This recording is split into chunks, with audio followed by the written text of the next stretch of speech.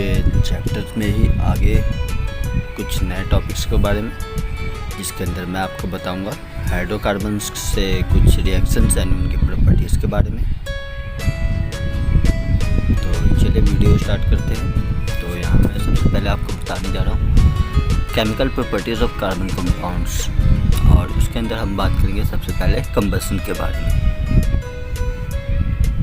तो combustion of compound generally burn or oxidize in air to produce a carbon dioxide and water and release heat and light energy।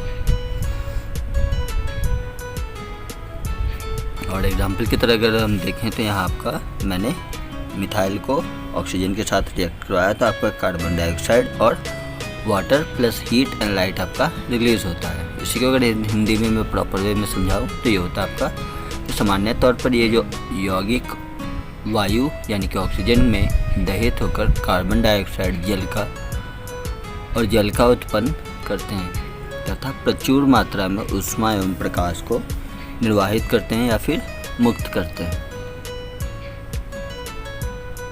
तो ये था हमारा combustion. चलिए अब आगे बढ़ते हैं अपने नेक्स्ट टॉपिक पे। अगर आपके वीडियोस की पीडीएफ लिंक चाहिए तो आपको डिस्क्रिप्शन चेक कीजिए, आपको वहाँ मिल जाएगा। चलिए अब बात करते हैं अपने इसी में नेक्स्ट पॉइंट की, जो कि आपका saturated hydrocarbons Burns generally with a blue flame in a good supply of air and with the yellow flame in the limited supply of air. इनके अगर इसको मैं हिंदी में समझाएँ तो ये होता है कि संतृप्त हाइड्रोकार्बन वायु की प्रचुर मात्रा में जलने पर नीली ज्वाला तथा वायु की सीमित आपूर्ति में कज्वली ज्वाला यानी कि जो आपकी पीले कलर की लाइट्स या फ्लेम आपका बर्न होती है उसके बारे में यहाँ बताया गया है। नेक्स्ट पॉइंट है कि sooty flame is seen when unsaturated hydrocarbon are burn. और जब हम असंतृप्त हाइड्रोकार्बन या आपके कार्बन कंपाउंड्स को जलाते हैं तो भी हमारा कज्वली ज्वाला ही उत्पन्न होती है, यानी कि येलो फ्लेम ही उत्पन्न होता है। नेक्स्ट की बात कर रहे हैं तो burning of coal and petroleum emit oxide of sulphur and nitrogens which are responsible for acidic raining. इनके अगर हिंदी में बताएं तो कोयले तथा पेट्रोलियम के दहन द्वारा सल्फर तथा नाइट्रोजन के ऑक्साइड आपके बनते हैं या फिर मुक्त होते हैं, जो कि अम्लीय वर्षा के लिए उत्तरदायी होते हैं या फिर रिस्पॉन्सिबल होते हैं। चलिए अब अपने नेक्स्ट टॉपिक पे बढ़ते हैं, जो कि आपका ऑक्सीडेशन यानी कि ऑक्सीकरण। अब यहाँ करते क्या है तो alcohol can be converted to carboxylic acid by oxidising them using alkaline potassium permanganate और एसिडिफाइड पोटेशियम डाइक्रोमेट। और क्योंकि they add oxygen to the reactant thus are called oxidising agent. चलिए इसी को मैं एक बार हिंदी में समझा देता हूँ कि ऑक्सीकरण के रूप में अम्लीय पोटेशियम डाइक्रोमेट तथा क्षारीय पोटेशियम परमैंगनेट का प्रयोग करते हैं, जिससे हम किसी भी अल्कोहल को उसके कार्बोक्सिलिक एसिड में कन्वर्ट कर देते हैं, यानी कि बदल देते हैं। और क्योंकि इसके अंदर हम जो ऑक्सीजन यूज़ करके उसको कार्बोक्सिलिक एसिड में चेंज करते हैं और जिससे हमारा रिएक्टेंट कार्बोक्सिलिक एसिड में कन्वर्ट होता है, इसलिए जो ये रिएक्शंस होता है उसको हम ऑक्सीकरण अभिक्रिया भी कहते हैं। तो अगर इसका हम एग्जांपल चेक करें तो एग्जांपल में जैसे मैंने यहाँ नीचे लिख रखा है कि मैंने एथेनॉल को अल्कलाइन KMnO4 एंड K2Cr2O7 यानी कि आपका पोटेशियम डाइक्रोमेट के साथ अगर रिएक्ट करवाते हैं तो हमारा जो कंपाउंड है वो हमारा इथेनोइक एसिड फॉर्मेशन होता है, यानी कि इथेनोइक एसिड हमारा बनता है। तो उम्मीद है कि आपको ये सारी चीज़ें सही से समझ में आ रही हों। अगर आपको कोई भी चीज़ समझ में नहीं आ रही हो तो हमें कमेंट सेक्शन में ज़रूर बताइएगा। चलिए आगे बढ़ते हैं अपने नेक्स्ट पॉइंट पे, जो कि हमारा है एडिशन रिएक्शन यानी कि संकलन अभिक्रिया। अब ये क्या होता है, चलिए इसके बारे में जानते हैं। Hydrogen is added to unsaturated carbon in presence of palladium और निकल एज कैटलिस्ट, यानी कि जो हमारा निकल एंड पैलेडियम है उसको उत्प्रेरक के प्रेजेंस में अगर हम हाइड्रोजन को असंतृप्त कार्बन में अटैच करवाते हैं या ऐड करवाते हैं तो इसी प्रक्रिया की या इस रिएक्शंस की हेल्प से हम वनस्पति तेल यानी कि ऑर्गेनिक ऑयल को वनस्पति घी में परिवर्तित कर दिया जाता है। और अगर हम इसके कुछ एग्जाम्पल के बेसिस पर समझते हैं, जैसे कि मैंने यहाँ आपका एक अनसैचुरेटेड कंपाउंड ले रखा है जिसको मैंने निकल एंड पैलेडियम के प्रेजेंस में रिएक्ट करवाया तो हमारा सैचुरेटेड कंपाउंड फॉर्मेशन होता है। तो यहाँ मैंने नीचे एक पॉइंट ले रखा है कि saturated fatty acid are harmful for health and oil with unsaturated fatty acids. तो अगर इसकी हिंदी में अगर हम समझने की कोशिश करें तो हिंदी में होता है ये कि जो हम असंतृप्त ऑयल का जो सेवन अगर करते हैं तो वो हमारे स्वास्थ्य के लिए हानिकारक होता है। जैसे कि मैं अभी नीचे लिख भी रखा हूँ, वो मैं अभी स्लाइड अप करके आपको शो करता हूँ। Wait a second.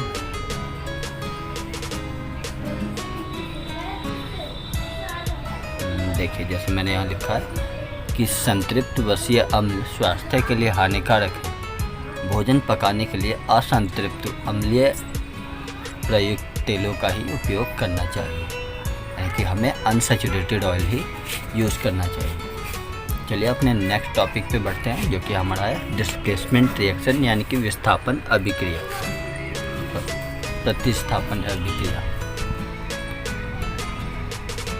तो चलिए इसके बारे में अब जानते हैं कि in saturated hydrocarbon the hydrogen attach to the carbon can be replaced by another atom और a group of atom in presence of sunlight. यानी कि जो संतृप्त आपका हाइड्रोकार्बन है उसके साथ जुड़े हाइड्रोजन को सूर्य के प्रकाश की उपस्थिति में किसी दूसरे या तो परमाणु या अणु से हम उसको प्रतिस्थापित कर सकते हैं और इसी अभिक्रिया को हम प्रतिस्थापन अभिक्रिया कहते हैं। जैसे मैंने एग्जांपल में लिख रखा है कि हमने मिथाइल को क्लोराइड से रिएक्ट करवाया तो हमारा CH3Cl2 फॉर्म हुआ, CH3Cl फॉर्म हुआ, यानी कि मिथाइल क्लोराइड हमारा फॉर्मेशन हो रहा है यहाँ और आपका HCl साथ में लिबरेट होता है। चलिए अगले टॉपिक पे बढ़ते हैं जो कि हमारा इथेनॉल एंड इथेनॉइक है और ये आपका एक सेकंड इम्पोर्टेंट टॉपिक है इस चैप्टर का। और जो फर्स्ट इम्पोर्टेंट है वो आपका IUPAC है, यानी कि आपका नॉमेनक्लेचर है, तो वो मैं एक अलग से सेपरेट वीडियो के अंदर बताऊंगा। तो चलिए बात करते हैं सबसे पहले यहाँ एथेनॉल के बारे में। तो एथेनॉल जो होता है वो आपका मेल्टिंग पॉइंट 156 केल्विन होता है, यानी कि जो गलनांक होता है उसका 155 केल्विन होता है। बॉइलिंग पॉइंट 351 केल्विन यानी कि क्वथनांक 351 केल्विन होता है। सॉल्युबल इन वाटर यानी कि जल में यह घुलनशील होते हैं। बर्निंग टेस्ट यानी कि जलन पर स्वाद होता है। और यहीं पे अगर हम इससे रिलेटेड पॉइंट्स की बात करें तो यहाँ आपका पहला पॉइंट पड़ता है consumptions of dilute ethanol causes serious health issues and intake of pure alcohol is lethal. यानी कि अगर हम इसको हिंदी में समझाने की कोशिश करें तो एथेनॉल से गंभीर रूप की कुछ स्वास्थ्य संबंधित समस्याएं हो सकती हैं। और अगर हम कोई शुद्ध एथेनॉल यानी कि प्योर अल्कोहल हम अगर इसका सेवन करते हैं यानी कि उसको इनहेल करते हैं या उसको पीते हैं तो वो हमारे लिए जानलेवा हो सकती है। चलिए और अब हम बात करते हैं उनकी केमिकल प्रॉपर्टीज़ के बारे में यानी कि एथेनॉल के रासायनिक गुणधर्मों के बारे में। यहाँ सबसे पहला पॉइंट मैंने लिख रखा है कि ethanol react with the sodium to form sodium ethoxide and hydrogen.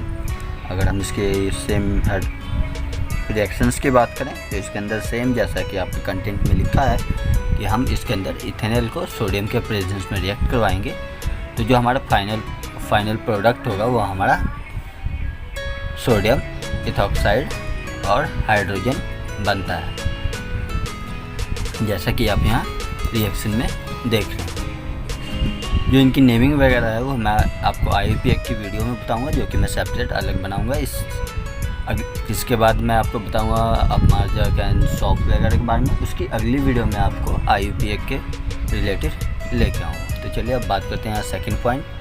When C2H5OH यानी कि ethanol is heated with the concentrated sulphuric acid at 443 kelvin is डाइहेटेड टू इथीन, यानी कि सांद्र H2SO4 यानी कि सल्फ्यूरिक अम्ल के साथ अगर 443 केल्विन के तापमान पर इथेनॉल को अगर हम हीट करते हैं या गर्म करते हैं तो वो निर्जलीकरण द्वारा एथीन में उत्पन्न हो जाती है।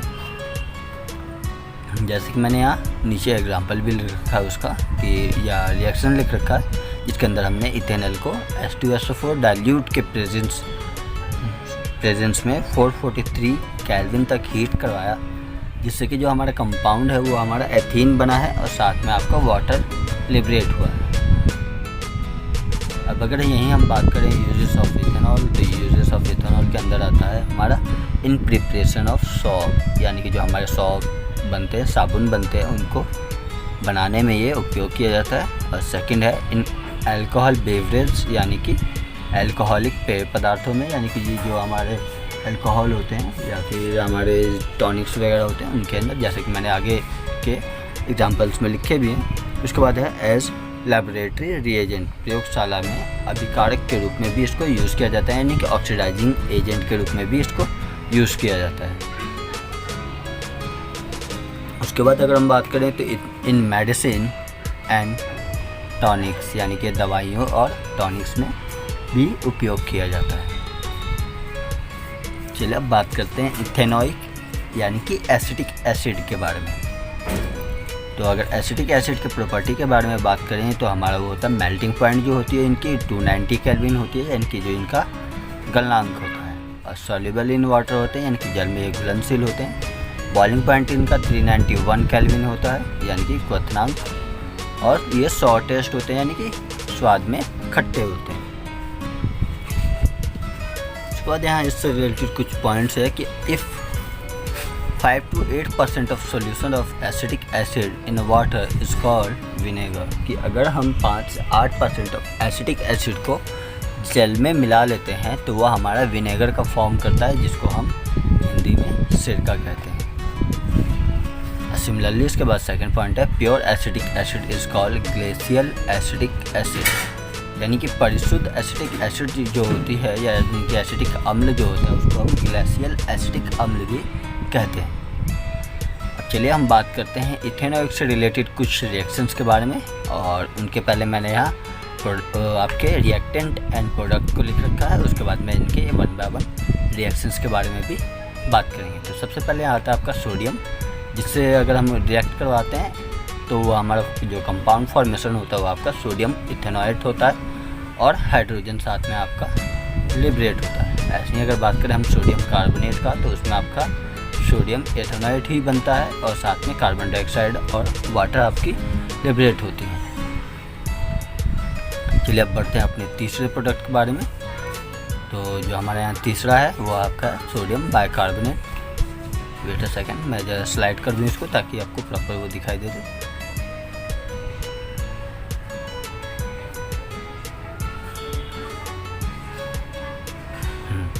तो जैसे कि सोडियम या बाइकार्बोनेट है, अगर हम इसको रिएक्ट करवाते हैं तो भी हमारा सोडियम इथेनॉएट और कार्बन डाइऑक्साइड एंड वाटर आपका यहाँ फॉर्मेशन होता है।